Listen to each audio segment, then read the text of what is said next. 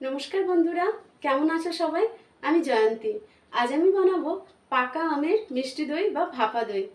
তো এটা খেতে খুবই সুস্বাদু হয় এবং বাড়িতে থাকা উপকরণ দিয়ে খুব তাড়াতাড়ি বানানো হয়ে যায়। তো বন্ধুরা, তোমরা ভিডিওটা দেখতে থাকো এবং তোমরা অবশ্যই একদিন বাড়িতে বানিয়ে খেয়ে দেখো, খুব ভালো লাগবে।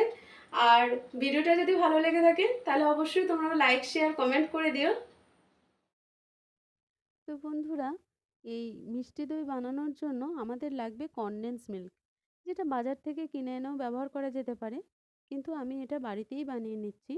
যার জন্য প্রথমে আমি একটা মোটা তলার কড়াই নিয়েছি এবং এর মধ্যে 2 কাপ দুধ নিয়ে নিয়েছি এবং দুধটা যখন হালকা গরম হয়েছে 1 কাপ গুঁড়ো দুধ নিয়ে নিয়েছি এর সঙ্গে এবং ভালো করে ওটা মিশিয়ে ফুটতে দিয়েছি।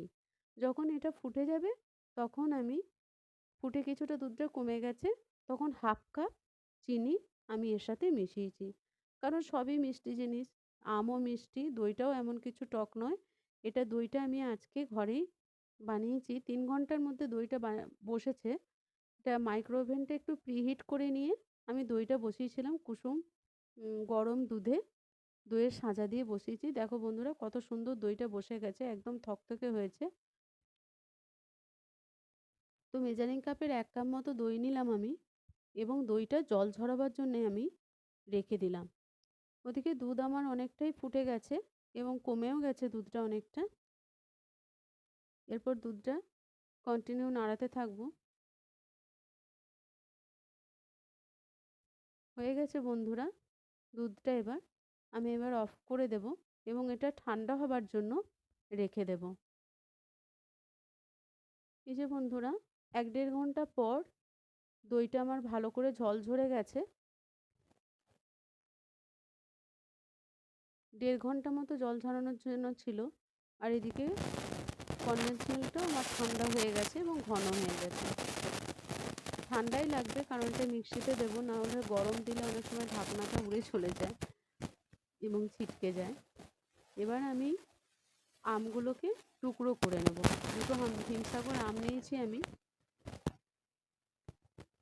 এবং এই টুকরোগুলোকে গ্রাইন্ডারে দিয়ে পিষে নেব।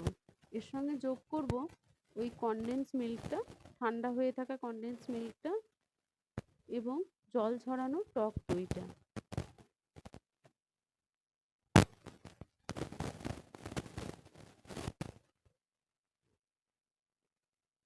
এটা দিয়ে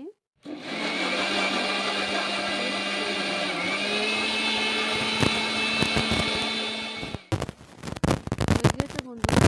এবং যে বাটিতে আমি দইটা তৈরি করব সেই বাটিতে এটাকে ঢেলে নেব।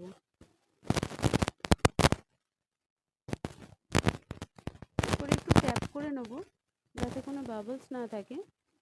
এদিকে আমি একটা কড়াই চাপিয়ে দিয়েছি এবং কিছুটা পরিমাণ জল দিয়ে দিয়েছি। তার উপরে একটা ছিদ্রযুক্ত থালা দিয়ে দিয়েছি এবং এটা ঢেকে দেব। ফোটা পর্যন্ত ওয়েট করব।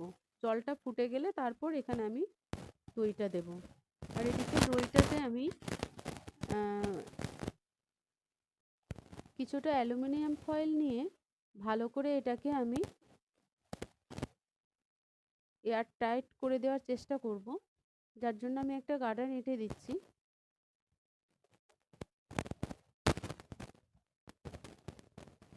এরপর আমার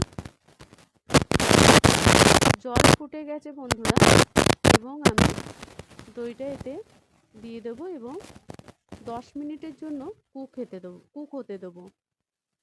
10 মিনিট হয়ে যাওয়ার পর আমি এটাকে ন্যাচারালি ঠান্ডা করে তারপরে 1.5 ঘন্টার জন্য ফ্রিজে রেখেছিলাম। বন্ধুরা দেখো, এখন আমি এটা ফ্রিজ থেকে বের করা অবস্থায় দেখাচ্ছি তোমাদের এবং খুব সুন্দরভাবে বসে গেছে দইটা। দেখো বন্ধুরা, কেটে দেখাচ্ছি, দুর্দান্ত হয়েছে, দারুণ সুন্দর দেখতে লাগছে, তাই না বলো? খেতেও কিন্তু অপূর্ব স্বাদ হয়েছিল। বন্ধুরা, তোমরা অবশ্যই বানিয়ে দেখো এবং অবশ্যই খেও। Thank you.